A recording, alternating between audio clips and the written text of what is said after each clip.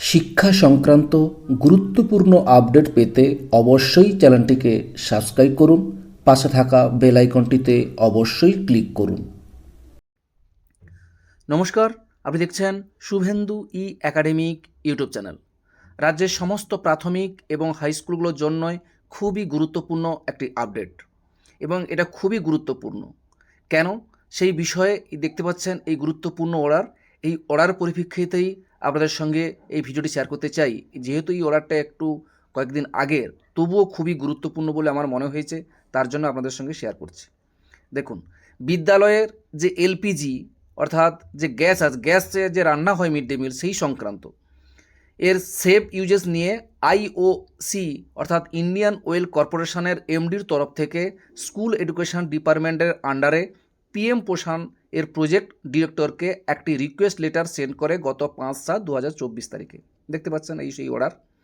এই অর্ডারে কি বলা হয়েছে? এই অর্ডারে ওনারা রিকোয়েস্ট করেছেন যে বিভিন্ন বিদ্যালয়গুলোর স্কুল প্রিমিসেসে ওনারা এই রিলেটেড একটি সেফটি ক্লিনিক ড্রাইভ আয়োজন করতে চান ও এই বিষয়ে স্কুল এডুকেশন ডিপার্টমেন্টের সহযোগিতাও চেয়েছেন।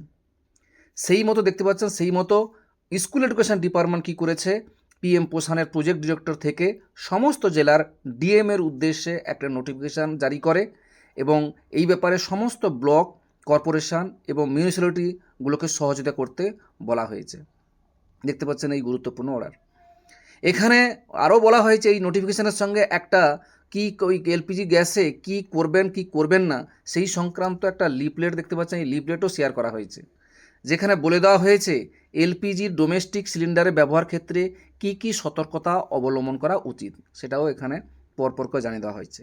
সেটাই আপনাদের সঙ্গে পরপর করে আমি স্টেপ বাই স্টেপ বলছি, একটু দেখুন, খেয়াল করে দেখবেন এবং শুনবেন। 1 নম্বর, সিলিন্ডার অলওয়েজ আপরাইট পজিশানে রাখবেন, শুয়ে নয়, কোনোভাবে শুয়ে রাখবেন না। 2, কোনো সুইটেবল সারফেসে অলওয়েজ গ্যাস স্টোভটি সিলিন্ডার থেকে মিনিমাম 6 ইঞ্চি উপরে থাকবে। 3, যে জায়গায় খুব জোরে বাতাস বয় সেখানে গ্যাস স্টোভ রাখবেন না।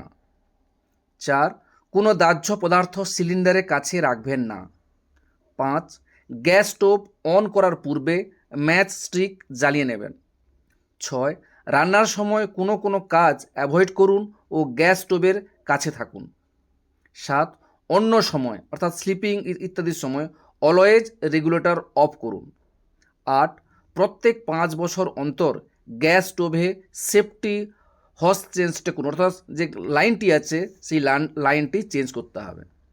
9, যদি এলপিজি স্মেল পান অর্থাৎ গন্ধ পান তাহলে কোনোভাবেই ইলেকট্রিক সুইচ অন বা ম্যাচেস বা লাইটার জ্বালাবেন না, এটা কিন্তু খেয়াল রাখবেন। যদি মনে হয় যে কোথাও থেকে একটা গ্যাস বেরোচ্ছে, তখন কিন্তু কোনোভাবেই ইলেকট্রিক সুইচ অন করবেন না, ম্যাচিস বা লাইটার এগুলো জ্বালাবেন না। 10, যদি বুঝতে পারেন এলপিজি লিক হচ্ছে তাহলে সেফটি ক্যাপ লাগিয়ে ওই সিলিন্ডারটি কোনো ওপেন স্পেসে রাখুন এবং ডিস্ট্রিবিউটরের সঙ্গে কন্ট্যাক্ট করুন।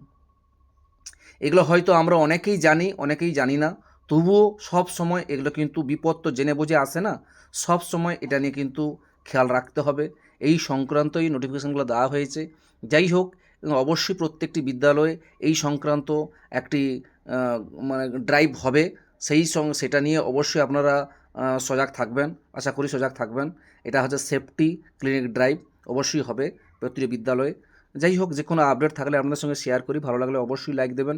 ভালো থাকবেন, সুস্থ থাকবেন, ধন্যবাদ।